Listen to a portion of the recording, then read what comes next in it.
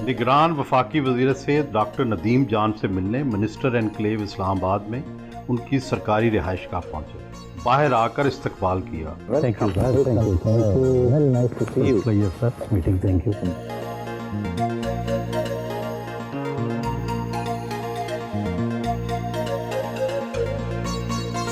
आपका ताल्लुक चारसदा खैबर पख्तूनख्वा से है।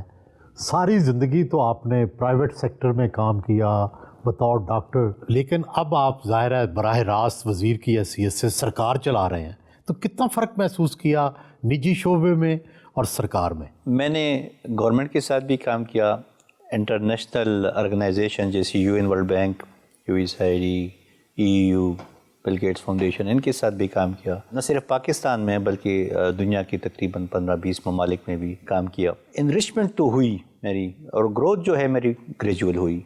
मैंने शुरू एक कम्युनिटी लेवल वर्कर से किया, फिर मैं मैनेजर लेवल पे पहुंचा, फिर मैं पॉलिसी लेवल पे पहुंचा, और अभी अल्हम्दुलिल्लाह इस लेवल पे पहुंचे हैं। डॉक्टर साहब, आपने तालीम कहाँ कहाँ हासिल की? मिडिल तक अपने गांव में, फिर पेशावर आया, फिर खैबर मेडिकल कॉलेज से ग्रेजुएशन की, फिर MPH किया, फिर पोस्ट ग्रेजुएट डिप्लोमा किया, फिर CDC और London school of hygiene and tropical medicine से शॉर्ट कोर्सेज उसमें पब्लिक हेल्थ में, एपिडेमियोलॉजी में की, और इसके अलावा बहुत सारी ऑन द जॉब ट्रेनिंग्स मुख्तलिफ इंस्टीट्यूशन से की। आम तौर पर वफाकी वज़ीर सेहत डॉक्टर कम और सियासतदान ज़्यादा होते हैं। क्या डॉक्टर जो है वो वजारत सेहत को ज़्यादा बेहतर चला सकता है या सियासतदान? हेल्थ एक टेक्निकल मिनिस्ट्री है, तो इसको तो एक टेक्निकल बैकस्टॉपिंग ज़रूर चाहिए, खा मिनिस्टर हो या जो भी फॉर्म में हो, क्योंकि हमारी जो ब्यूरोक्रेसी है वो भी जनरलाइज्ड है। तो आपका सेक्रेटरी भी पब्लिक हेल्थ का कोई एक्सपर्ट नहीं होता, वो एक जर्नलिस्ट होता है। तो आप अगर ब्यूरोक्रेसी पे ज़्यादा रिलाई करते हैं तो वो भी मेरे ख़्याल में ज़्यादा मौजू नहीं है, या आप उस पे कि पॉलिटिशियन में से हो। तो एक मिक्स होना चाहिए कि पॉलिटिकल लीडरशिप भी हो, ओनरशिप भी हो, और टेक्निकल भी बैकस्टॉपिंग हो, तो फिर जाके कुछ बेहतरी आ सकती है। निगरान वफाकी वज़ीर के तौर पर अपना सबसे बड़ा कारनामा क्या समझते हैं? अल्हम्दुलिल्लाह 3-4 ऐसे हैं कि जिससे मेरे ख्याल में मैं सेल्फ एक्चुअलाइजेशन की तरफ काफ़ी बढ़ा हूँ। वो एक हमारी जो फ्लड से हेल्थ फैसिलिटीज़ इफ़ेक्ट हुई थी, तो हमने फर्स्ट फेज़ में 500 की रिहेबिलिटेशन का प्लान बनाया। 500 अस्पताल? जी, 500 बेसिक लेवल के हेल्थ यूनिट्स, और प्लान बनाया। तो हमारे पास तो गवर्नमेंट के पास तो रिसोर्स नहीं, तो हमने डोनर से और फिर WHO को इंगेज करके उनके ज़रिए एहसन तरीके से अल्हम्दुलिल्लाह 3 महीने से कम अरसे में वो सारे मुकम्मल हो गए। दूसरा, ये हेल्थ सिक्योरिटी दुनिया के एजेंडे पे काफ़ी नीचे चली गई थी कोविड के रिसेशन के केसेस के बाद, तो हमने एक global health security summit Pakistan में की, फर्स्ट टाइम इन हिस्ट्री। ये किसी मुल्क में नहीं हुई, और इसमें 70 से ज़्यादा मंदूबीन आए, मिनिस्टर्स आए, मुख्तलिफ ममालिक से एक्सपर्ट्स आए, UN के एक्सपर्ट्स आए, और इस पर भी गवर्नमेंट का 8 आने का ख़र्चा नहीं आया। और तीसरी जो है वो हमने जो शुरू की है APIs का मॉडल, कि हम जो मालिक्यूल्स हैं, बेसिस हैं मेडिसिन की, वो इंशाल्लाह पाकिस्तान में बनेगी। तो मेरा विजन था कि मैं एक फार्मा पार्क बना सकूं, जिसके लिए ज़मीन भी हमने मुतय्यन की है, और SIFC को भी इंगेज किया है कि वो करें। लेकिन शुरुआत हमने रैंडमली कराची, लाहौर में यूनिट्स इनॉग्रेट की हैं। तो न सिर्फ इससे हमारी मेडिसिन की अंदरूनी ज़रूरियात पूरी होंगी, बल्कि हम एक्सपोर्ट्स भी बढ़ाएंगे। और एक्सपोर्ट्स के हवाले से मैं अर्ज़ कर लूँ, जब मैं आया तो $337 मिलियन थी हमारी मेडिसिन की। अब ड्रैप मुझे बता रही है कि हम $1 बिलियन को टच कर रहे हैं। $300 मिलियन से 1 बिलियन तक? 1 बिलियन तक, ये 6 महीनों में, और हमारा टारगेट $2 बिलियन है। आप फाटा में 5 साल तक पोलियो के फोकल पर्सन रहे, और हैरान कुन बात यह है कि उन 5 सालों में पोलियो का एक भी नया केस जो है वो रिपोर्ट नहीं हुआ। आपने ऐसा क्या किया कि ये मुमकिन हुआ? मेरे ख्याल में मेरी प्लानिंग और कोऑर्डिनेशन अच्छी थी सारे स्टेक होल्डर्स के साथ। मेरे ख्याल में मैं अच्छा मोटिवेट कर लेता हूँ, वर्कर से लेके टॉप लेवल तक। आप सारी दुनिया घूमे हैं, आपने बाकी जगह भी हेल्थ का सिस्टम देखा है। पाकिस्तान के जो सेहत का निज़ाम है, इसमें सबसे बड़ी ख़राबी क्या है? हमारी तो एक GDP का 1% एलोकेट हो जाता है हेल्थ सेक्टर को, और उसमें भी 70% से ज़्यादा हमारी سیکنڈری اور ٹرشری ہاسپٹلس کو جاتا ہے، پرائمری لیول پہ بہت کم جاتا ہے، حالانکہ ہماری 70% بیماریاں پرائمری لیول پہ مینیج ہو سکتی ہیں، وہ ٹریٹ ہو سکتی ہیں۔ تو یہ ایک کاسٹ افیکٹیو انٹرونشن ہے۔ اور دوسری ورک فورس، کمیونٹی لیول کی ورک فورس، ایک تو ہمارے پاس LHWs ہے، وہ بھی 1 لاکھ سے کم ہے۔ ہمارے پاس پولیو ورکرز کی شکل میں ایک بہت بڑا ریسورس ہے کمیونٹی لیول پہ۔ یہ جان کی بازی لگا کے بچوں کو پولیو کے قطرے پلواتے ہیں اور ان کو بڑا قلیل معاوضہ ملتا ہے 4-5 دن کے لیے۔ اگر ہم ان کو ٹرین کر سکیں اور پھر ہم ان کے لیے ایک کیریئر پاتھ وے بنا سکیں تو that will be a big game changer in the history of Pakistan. گھر سے روانہ ہوئے، قومی ادارہ صحت پہنچے،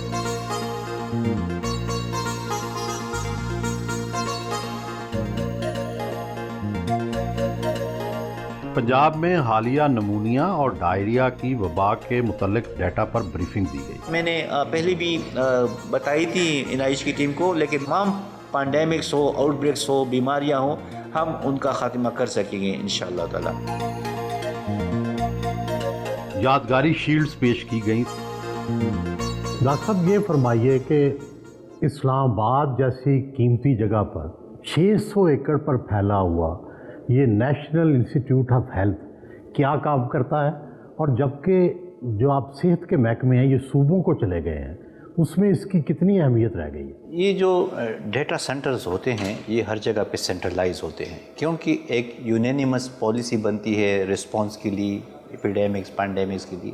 تو یہ جو نیشنل انسٹیٹیوٹ آف ہیلتھ ہے یہ ہمارا ڈیٹا ہب ہے، یہ سینٹر آف ایکسلنس ہے پبلک ہیلتھ ایمرجنسیز کے لیے، جہاں پہ سارے ملک سے ڈیٹا ریئل ٹائم میں آتا ہے۔ یہ پہلے نہیں تھا؟ یہ پہلے نہیں تھا، یہ ابھی نگران دور میں بنا۔ IDSR انہوں نے شروع کیا تھا، ہم نے اس کو کمپلیٹ کیا، اور یہ جو سینٹر ابھی آپ دیکھ رہے ہیں یہ بھی ایک انفینسی میں تھا جب ہم آئے، تو ابھی الحمدللہ یہ ایک ڈیولپ سینٹر ہے، اس کے پاس پوری کیپیسٹی ہے، اکوپمنٹس ہیں، HR ہیں، اور یہ صوبوں کو کیپیسیٹیٹ کر رہے ہیں۔ یعنی کوئی بیماری جہاں بھی پھوٹتی ہے جی یا جی اس کا آپ کو فوراً پتہ لگ جاتا ہے؟ فوراً ہمیں پتہ بھی لگ جاتا ہے اور رسپونڈ بھی ہم امیجیٹلی، جیسے ہم نے CCHF جو کوئٹہ میں تھی اس میں 24 آور میں ہم نے رسپونڈ کیا۔ میزل کی آؤٹ بریک ادھر آئی تھی اسلام آباد میں، خسرہ جو ہے، خسرہ، اس کا بھی لیس دین 24 آور میں رسپانس ہم نے کیا الحمدللہ۔ کووڈ کا بھی کچھ کیا آپ لوگوں نے؟ جی، ہم کووڈ میں ہمارے بڑے اسٹرینجنٹ میجرز ہیں۔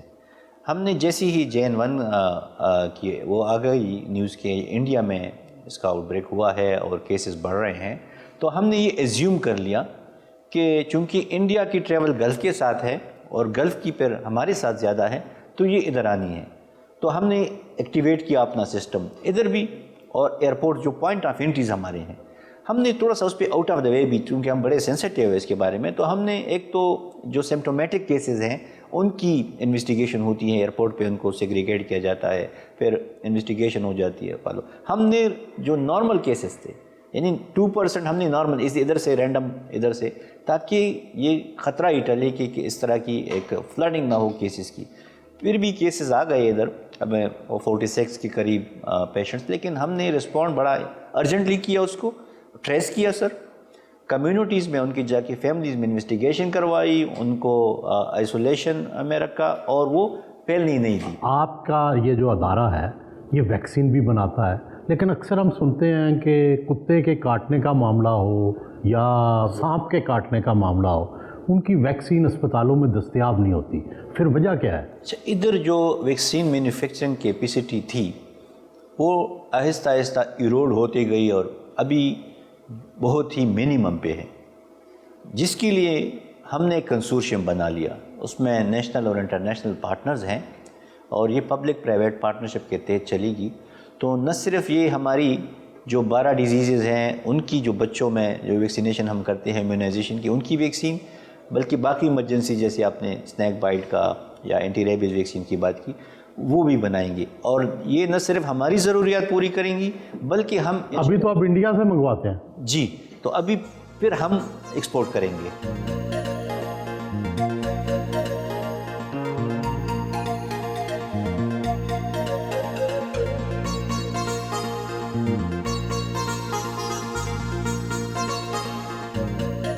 جدید موبائل لیب دیکھنے آئے جس میں ٹیسٹ سیمپل کے ذریعے فوری رپورٹ فراہم کرنے کے لیے جدید مشینری لگائی گئی ہے۔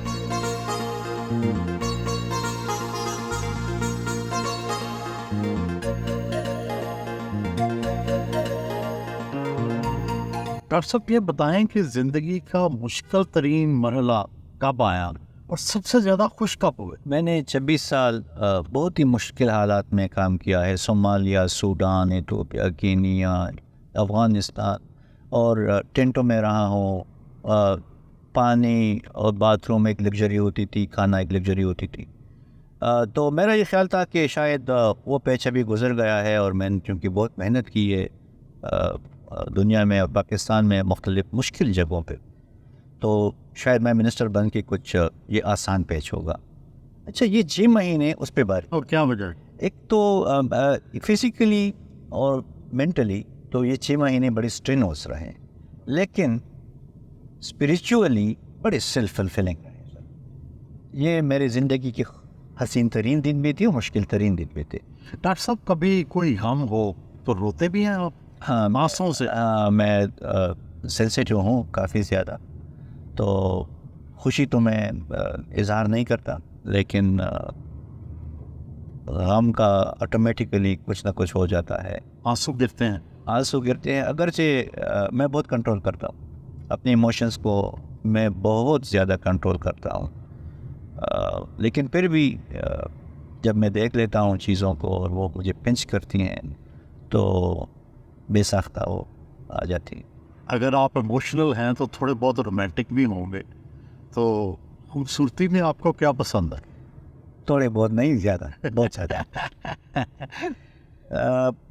اچھا، میرا ایک ڈفرینٹ معیار ہے۔ لوگوں کو ظاہری خوبصورتی اچھی لگتی ہیں، کسی کو زلفیں، کسی کو آنکھیں، کسی کو قد۔ میں کنڈکٹ سے زیادہ امپریس ہوتا ہوں، دا وے اے پرسن کنڈکٹس ہی اور شی، کہ اپنے آپ کو وہ کیسے کنڈکٹ کرتا ہے، کتنی کائنڈنیس ہے اس کے دل میں، کیسے گفتگو کرتا ہے یا کرتی ہے۔ کیونکہ آپ کو امپریس کر لے کوئی خاتون تو پھر آپ کیا کرتے ہیں؟ اچھا، بہت ساروں نے ہمیں امپریس کیا ہے، لیکن ایکسپریس ہم نہیں کر سکے۔ کیوں؟ شاید کچھ پہلے تو کیا ہوگا نا جوانی میں؟ نہیں، کبھی بھی نہیں کیا۔ اچھا، ہاں، جوانی میں بھی کافی امپریس رہے ہیں اور ابھی بھی امپریس ہوتے رہے ہیں، لیکن ایکسپریس کرنے کی صلاحیت نہیں ہے۔ ڈاکٹر صاحب، رنگوں کا استعمال ماشاءاللہ بڑا، آپ نے خوبصورت رنگ پہنا ہوا ہے، کیا عام لوگوں سے آپ کا جو ٹیسٹ ہے رنگوں کا وہ مختلف ہے؟ میرا نہیں خیال، میں تو چوزی ہوں تھوڑا بہت، لیکن اتنا زیادہ میں اس پہ انرجی صرف نہیں کرتا۔ یہ توقع سے ایک سوٹ جو کہ پریس تھا تو میں نے پہن لیا، حالانکہ مجھے پتہ تھا کہ آپ لوگ آ رہے ہیں تو ہونا تو چاہیے تھا کہ بڑی تیاری ہوتی، میں نے کہا بس جو بھی پریسڈ ہے تو پہن لے۔ تو آپ کی ذرا نوازی ہے کہ آپ کو یہ پسند آیا۔ Pakistan nursing and midwifery council پہنچے، صدر فرزانہ ذوالفقار اور سیکرٹری فوزیہ مشتاق نے استقبال کیا۔ کوالٹی نرسز پیدا کر سکیں، اور پھر دوسرے سٹیپ میں چونکہ ان کی ڈیمانڈ دنیا بھر سے ہمیں آ رہی ہیں نرسز کی، تو ہم ان کو باہر بھی بھجوا سکیں تاکہ ان کی ٹریننگ بھی ہو، امپلائمنٹ اپرچونٹیز بھی ملے اور پاکستان کو ریمیٹنسز بھی آ جائیں۔ یادگاری شیلڈز پیش کی گئیں، سندھی ٹوپی اور اجرک بھی پہنائی گئی۔ ڈاکٹر صاحب، دنیا بھر میں نرسنگ کا شعبہ بڑا معزز سمجھا جاتا ہے، یہاں پر پاکستان میں نرسنگ کے شعبے کو وہ مقام حاصل کیوں نہیں ہے؟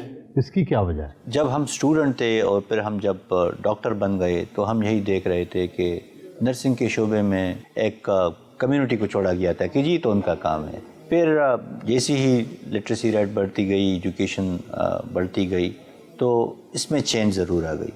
اور پھر جب میل نرسز کا کنسیپٹ بھی آیا تو یہ اس میں قدرے امپرومنٹ آ گئی، لیکن جو ڈگنیٹی نرسز کو چاہیے وہ شاید ابھی بھی وہ نہیں ملی.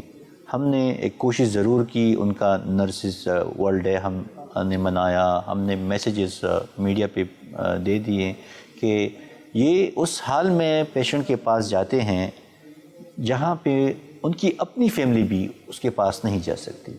تو ان کا مقام بہت اعلیٰ ہے اور یہ جو خدمت کر رہے ہیں وہ شاید کوئی نہ کر سکے. ڈاکٹر صاحب یہ بتائیں کہ ہم اکثر سنتے ہیں کہ دنیا بھر میں نرسز جو ہیں ان کی بہت ویکینسیز اویلیبل ہیں, نوکریاں اویلیبل ہیں, لیکن پاکستان میں کتنی نرسز ہیں اور کیوں ہم کچھ وہ نہیں کرتے کہ ہماری نرسز کی ایکسپورٹ بھی باہر ہو؟ کیا ان کا معیار تعلیم کم ہے؟ ہماری معیار تعلیم بھی, کوانٹٹی بھی. ہم ابھی ہمارے پاس کیپیسٹی جو ہے ایگزسٹنگ وہ 1 لاکھ سے بھی کم ہے, اور ہماری اپنی ڈیمانڈ جو ہے ملک کی وہ 10 لاکھ ہے. اور ہمارے پاس جتنی بھی بائیلیٹرل میٹنگز میری ہوئی ہیں, میری کوئی 32 منسٹرز کے ساتھ یا ہائی لیول ڈگنیٹریز کے ساتھ میٹنگز ہوئی ہیں, تو ایک کانسٹنٹ ایلیمنٹ جو سب میں رہا ہے نرسز کی ڈیمانڈ, کہ وہ کہہ رہے ہیں کہ جی آپ میں نرسز کی ضرورت ہے, تو آپ کی تو 25 کروڑ آبادی ہے, تو آپ زیادہ پروڈیوس کریں اور لائیں تو ہم ان کو ٹرین بھی کریں, نوکری بھی دے دیں اور آپ کو ریمیٹنسز بھی آ جائیں. یہاں تک کہ ایک نیو یارک کے اسمبلی کے اسپیکر صاحب آئے تھے میرے ساتھ, اور انہوں نے تو یہاں تک کہا کہ آپ نرسز لاؤ, میں ایئرپورٹ پہ ان کو جاب بھی دے دیتا ہوں اور گرین کارڈ بھی دے دیتا ہوں. تو ایک بلینک چیک ہمیں آفر ہو گئی, اس لیے پھر میں بہت زیادہ مزید موٹیویٹ ہوا. شروع ہی میں نے جیسی چارٹ سنبھالا میں نے کہا جی اس کو ہم نے ریفارم کرنا ہے کیونکہ بہت بڑی گنجائش موجود ہے. تو ایک تو کوانٹٹی پہ کہ بھئی ہم نے اسپیڈ اپ کرنی ہے, لیکن آپ کتنی کوانٹٹی تک پہنچ گئے ہیں ابھی 1 لاکھ سے؟ ہم نے ایک بنیاد رکھتی ہے, اور ہمارا ٹارگٹ ہے کہ ہم نیکسٹ ایئر تک ہم اس کو 70,000 مزید ایڈ کر سکیں انشاءاللہ. تو خواہش یہی ہے کہ یہ تو 2-3 لاکھ تو جلدی ہم اچیو کر سکیں, جو کہ ہم کر سکتے ہیں, کیونکہ ادھر کوئی بیوروکریٹک پرابلمس تھے جس کا ہم نے قلعہ کر دیا کہ جو بھی انسٹیٹیوشن اگر آپ کے سٹینڈرڈز پہ پورا اترتا ہے تو آپ ان کو سپیس دے دیں اور وہ پروڈیوس کرنا شروع کریں. کیا ان کو لینگویج بھی, انگریزی زبان بھی اور دوسری زبانیں بھی سکھائی جائیں گی؟ ہاں, انگریزی تو سکھائی جا رہی ہے, لیکن ہماری خواہش ہے کہ ہم عربی بھی اور باقی بھی 1-2 زبانیں ان کو ہم اس کو ٹریننگ میں انکلوڈ کر سکیں, تاکہ گلف میں تو ہماری بڑی ڈیمانڈ ہے.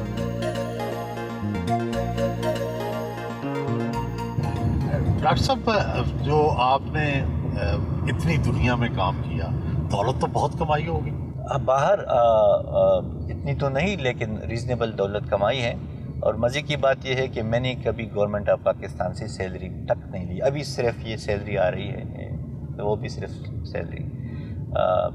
پہلے کبھی میں نے گورنمنٹ آف پاکستان سے سیلری نہیں لی. کام کرتا رہا, کچھ میں والنٹری کرتا رہا, کچھ میں انٹرنیشنل آرگنائزیشن کے ساتھ. جب انٹرنیشنل آرگنائزیشن کے ساتھ کام کرتے رہے تو کتنی تنخواہ لیتے تھے؟ ایٹ ون ٹائم 2009 میں جب میں ساؤتھ سوڈان میں یہ ورلڈ بینک کا یہ پروگرام لیڈ تھا, تو I think I was the highest paid individual in health sector at that time. کتنے؟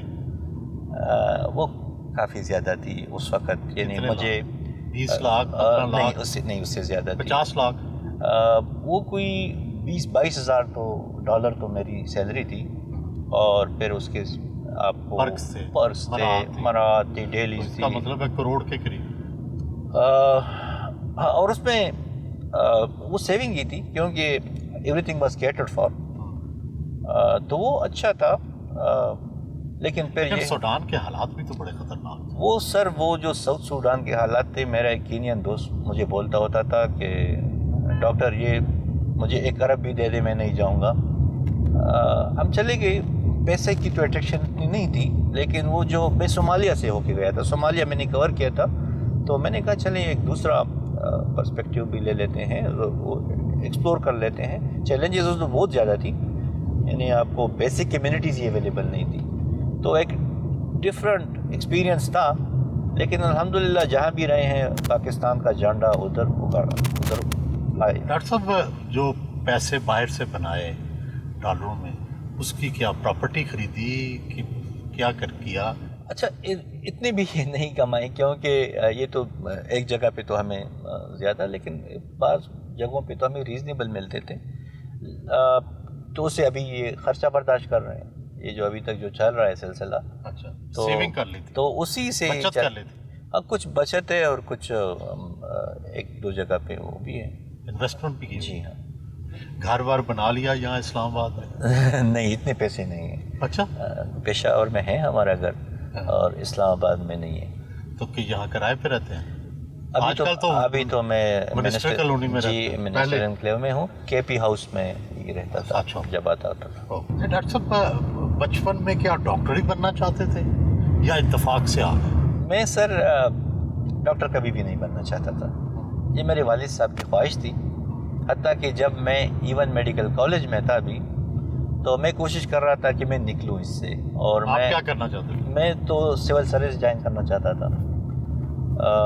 تو اس وقت کامیاب نہیں ہو سکا کیونکہ والد صاحب پریشرائز کر رہے تھے کہ ڈاکٹر بن کے پھر دیکھ لینا کہ جو بھی ہیں. پھر میں نے جو فیلڈ سلیکٹ کی کیونکہ اس کا بیسک ریزن یہ تھا کہ میں نے یہ سوچا کہ یہ ڈاکٹر تو مریضوں سے پیسے لیتے ہیں، پھر وہ کچھ میل پریکٹسز میں دیکھ رہا تھا. تو میں نے کہا اگر یہ میں نہیں کر سکتا تو میں تو بھوکے مر جاؤں. تو سول سروس یا ڈیولپمنٹ سیکٹر میں شاید میں کچھ بہتر لائف گزار سکوں. تو ایمبیشن یہی تھی کہ میں سول سروس، لیکن پھر وہ نہیں ہوئی اور میں پبلک ہیلتھ سائڈ پہ آ گیا. پاک چائنا فرینڈشپ سینٹر پہنچے. وائس پریزیڈنٹ اسماعیل جسکانی نے استقبال کیا. پاکستان اور چائنا کی شراکت سے 7ویں پاک ہیلتھ ایکسپو کا افتتاح کیا.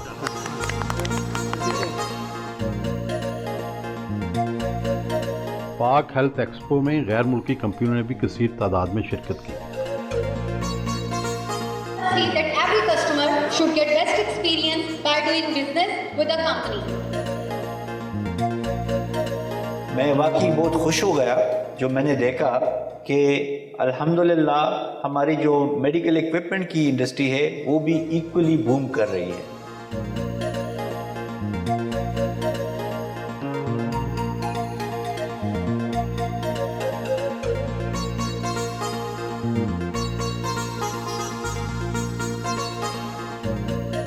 پولی کلینک کا دورہ کرنے آئے. ڈاکٹر ارسلان حیدر نے استقبال کیا.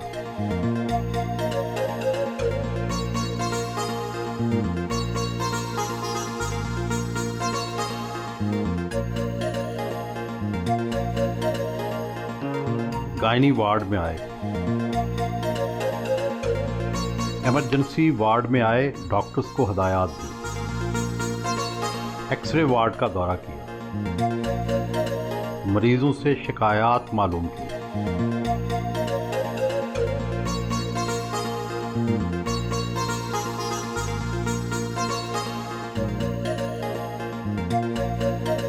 پاکستان میں صحت کے شعبے کو بہت زیادہ ضرورت ہے مالی امداد کی. آپ یہ بتائیں کہ وفاقی بجٹ میں کتنے فیصد حصہ محکمہ صحت کو ملتا ہے؟ اچھا سر، یہ دیکھیں ہماری پاپولیشن دیکھیں، پھر ہمارا ڈیزیز برڈن دیکھیں اور پھر ہیلتھ کی ایلوکیشن دیکھیں. اور یہ کسی ایک گورنمنٹ کو آپ مورد الزام نہیں ٹھہرا سکتے، یہ ازل سے ہو رہا ہے. 1% جی ڈی پی ایلوکیٹ ہوتی ہے ہیلتھ سیکٹر کو. ہماری انارمس نیڈز ہیں. ہم نے آواز بلند کی ہے کہ 2% تک تو لیا جائے اس کو. سینٹ میں نے مقدمہ پیش کیا اور اتفاقاً اسحاق ڈار صاحب موجود تھے اور انہوں نے اپریشیٹ بھی کیا اور ایگری بھی کیا. تو ابھی کبھی امید ہے کہ ان کی گورنمنٹ آنے والی ہے تو وہ اس کو عملی جامہ پہنائیں گے اور ہیلتھ سیکٹر کی جو بجٹ ایلوکیشن ہے وہ بڑھائیں گے. آئیڈیلی تو 5% ہونی چاہیے، لیکن اگر فرسٹ انسٹنس میں ہم 2% تک بھی لے جائیں تو بہت بڑا فرق پڑے گا. صحت کا شعبہ صوبوں کو منتقل ہونے کے بعد زیادہ تر اسپتال تو صوبوں کے پاس چلے گئے. یہ بتائیں کہ وفاق کے پاس کتنے اسپتال اور کتنی ڈسپنسریاں ہیں؟ ہماری جو مین ہاسپٹلز بڑے وہ تو 5 ہیں. 4 ادھر، ایک وہ لاہور والا شیخ زاید ہاسپٹل. جی یہاں کون کون سے؟ یہاں پہ پیمز ہے، پولی کلینک ہے، یہ فیڈرل گورنمنٹ ہاسپٹل ہے، اور ایک ہم نے ایک انفیکشس ڈیزیز ہاسپٹل بھی وہ ابھی اس کو فنکشنلائز کیا ہے. وہ ڈیڈیکیٹڈ ہے، صرف انفیکشس ڈیزیز کو دیکھے گا. اس کے علاوہ ڈسپینسریز ہے 60-70 کی قریب ہماری جو پرووائڈ کرتی ہیں سروسز گراس روٹ لیول پہ. MCH سینٹرز ہیں. ہم جو ہمارے میجر ہاسپٹلز ہیں کوئی 2500 تو روزانہ ہمارے اس کی وہ پیڑھی ہوتی ہے پیمس کی. یہاں پہ بھی کوئی 800-1000. اسی طرح ہمارے جو فیڈرل گورنمنٹ ہاسپٹل ہے 200-300 ادھر کی ہیں. تو لگ بھگ کوئی 4-5 ہزار پیشنٹس تو سروسز یہ اویل کر رہے ہیں فیڈرل گورنمنٹ کے جو ہاسپٹلس ہیں اس سے. کیا ایوان صدر، پارلیمنٹ اور دوسرے جو سرکاری محکمے ہیں ان کو بھی آپ کے ڈاکٹر اور آپ کا جو شعبہ ہے وہی لک آفٹر کرتا ہے؟ جی ادھر ان کی اسٹاف کے لیے ہماری ڈسپینسریز کام کر رہی ہیں. وہ پارلیمنٹ ہاؤس میں بھی ہے، لاجز میں بھی ہیں اور کالونیز میں بھی ہیں. ڈاکٹر صاحب جبکہ سارے آپ نے ہسپتال صوبوں کو دے دیے تو کیا فیڈرل گورنمنٹ کے ہسپتال اور صوبوں کے ہسپتال جو ہیں وہ ایک جیسے ہیں یا ان میں فرق ہے؟ ریسورسز کی اگر بات کی جائے تو صوبوں کے ساتھ زیادہ ہیں. ان کے پاس زیادہ وسائل ان کے پاس وسائل فیڈرل گورنمنٹ سے ہاسپٹلس کے لیے زیادہ ہیں. ہماری تو ریسورس کرنچ کافی بڑی تھی اور ایک سٹیج پہ تو ہمارے پاس سیلریز کی بھی نہیں تھے. پھر کچھ ادھر ادھر سے ہم نے وہ پیسے اکٹھے کر کے وہ دے دیے ہاسپٹلس کو. تو وہ جو سیلری کا مسئلہ تھا وہ تو حل ہوا. اس کے ساتھ ساتھ جو کنزیومیبلز ہیں، جو ان کی لائبلٹیز ہیں، وہ کلیئر کرتے کرتے ہم کچھ کم کر دیے ہیں اور کچھ ابھی بھی ان کی باقی ہیں. تو ہمارا جو پلان ہے کہ ٹیکنیکل سپلیمنٹری گرانٹ اور وہ جب نیکسٹ گورنمنٹ آ جائے تو وہی اپلیکیشن ہم نے پہلے بھی ڈالی تھی لیکن اب دوبارہ ان کو بھی ڈالیں گے کہ وہ ان کو دے دیں تاکہ ان کی جو فائنینشیل ڈیفیشنسیز ہیں وہ میٹ آؤٹ ہو سکیں.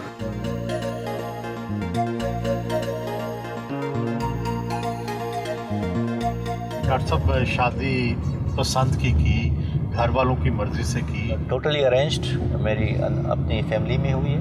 کتنے بچے ہیں، کیا کیا کرتے ہیں؟ میرے 4 بچے ہیں، 3 بیٹے ہیں اور 1 بیٹی ہے. اور بڑا بیٹا جو میرا ہے وہ ابھی 12 سال کا ہے. شادی لیٹ کی یا بچے لیٹ پیدا ہوئے؟ شادی لیٹ کی. اچھا، بچے تو کتنی ایج میں کتنی؟ میری 39 ایئرس تھی. اچھا، تو پہلے کیوں نہیں کی شادی؟ ہمیں ٹائم بھی نہیں ملا. پھر میرے خیال میں میری پرائرٹی بھی نہیں تھی. شادی؟ جی شادی پرائرٹی نہیں تھی؟ جی میرے خیال میں میری نہیں تھی. اور پھر جب فیملی نے کہا، میں افغانستان میں تھا اس وقت کہ جی آپ کی منگنی ہے، تو میں نے کہا جی بس ٹھیک ہے کہ آپ کی مرضی شامل ہے. میں نے کہا جی بس آپ نے کر دی بس ٹھیک ہے. شام کے وقت گھر واپس آئے.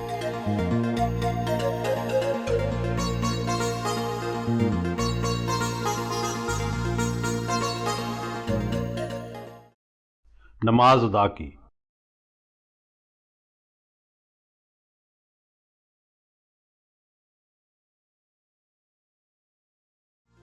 اپنے قریبی دوست اور نگران وفاقی وزیر ثقافت و اداکار جمال شاہ سے ملنے گئے.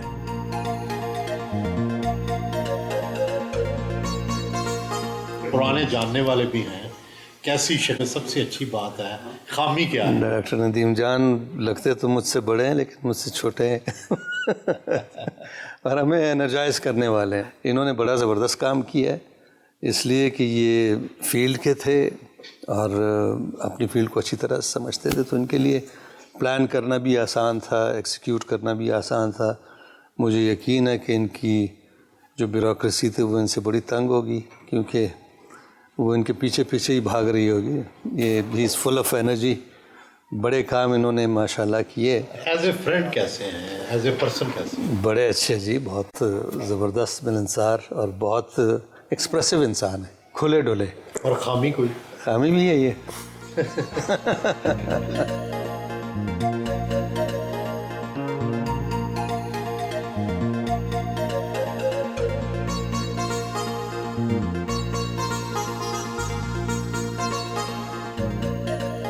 سوئمنگ کرنے مقامی ہوٹل آئے. روزانہ سوئمنگ کرنا ان کا معمول ہے.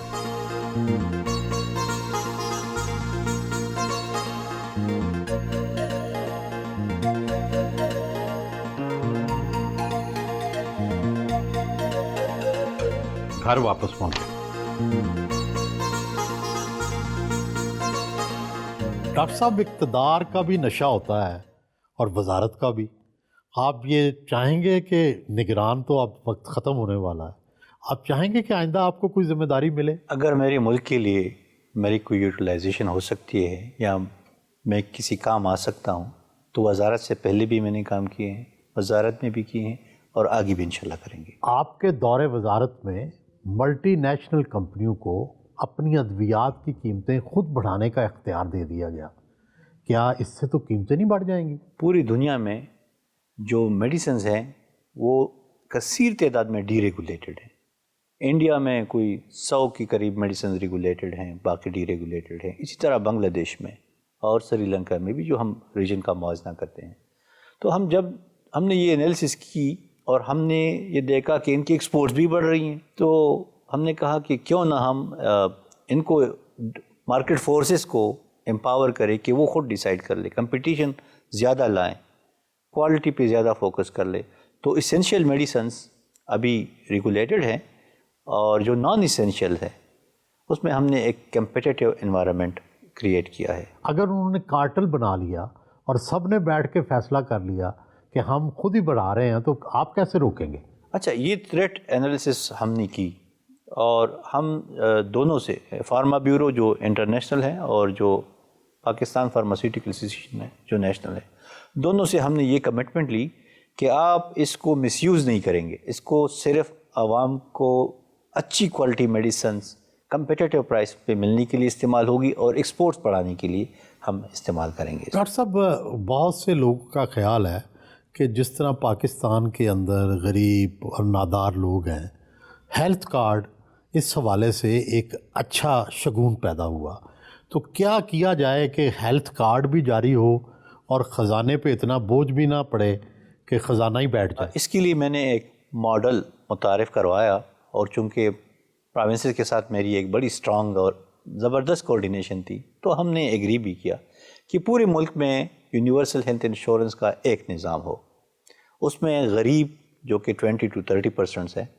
وہ ساری فری ہوں، ان کو پرائیویٹ سیکٹر میں اور پبلک سیکٹر میں دونوں اس کو فری کیا جائے، لیکن جو افورڈ کر سکتے ہیں پھر ان میں ہم سلیبس بنائیں کہ آپ کو ایک کلاس سروسز چاہیے تو آپ اتنا کنٹریبیوٹ کر لیں اور اتنا گورنمنٹ، آپ کو بی سی ڈی، تو اسی طرح ہم ایک دیر پا نظام بنائیں گے، عوام کو بھی سہولیات ملیں گی، کوالٹی سروسز ملیں گے اور خزانے پہ بوجھ بھی نہیں پڑے گا، اور یہ پوری دنیا میں اس طرح ہوتا ہے۔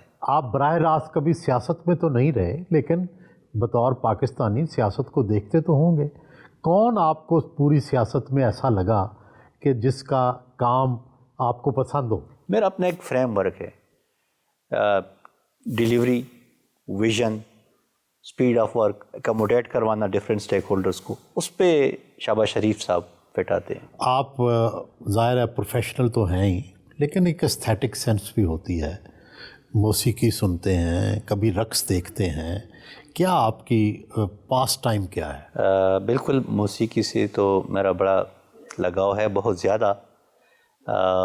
میں ناشناس نصرت فتح علی خان، مہدی حسن اور دو ایسے ہیں جو کہ سافٹ میوزک، یانی ہیں اور ایک جارج سیمپھر ہے جو کہ فلوٹ بجاتے ہیں۔ فلموں کا دور بڑا ایک زمانے میں رہا ہے، آپ کی جوانی میں، اب بھی آپ جوان ہیں، تو کون سی فلمی اداکارہ پسند رہی؟ مختلف دور میں مختلف اچھی لگی ہیں۔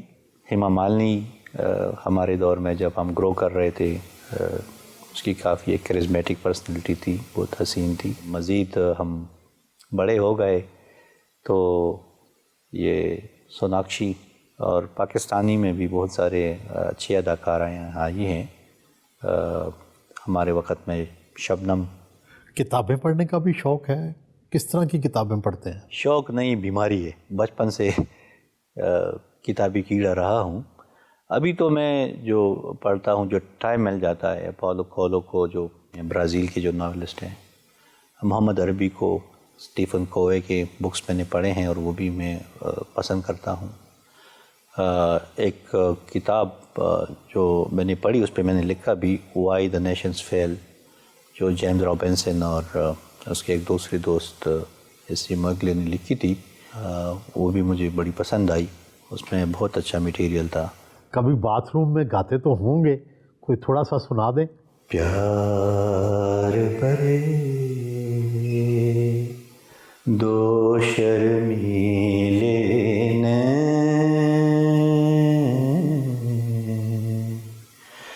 جن سے ملا میرے دل کو چین، کوئی جانے نہ کیوں مجھ سے شرمائیں، کیسے مجھے تڑپائیں.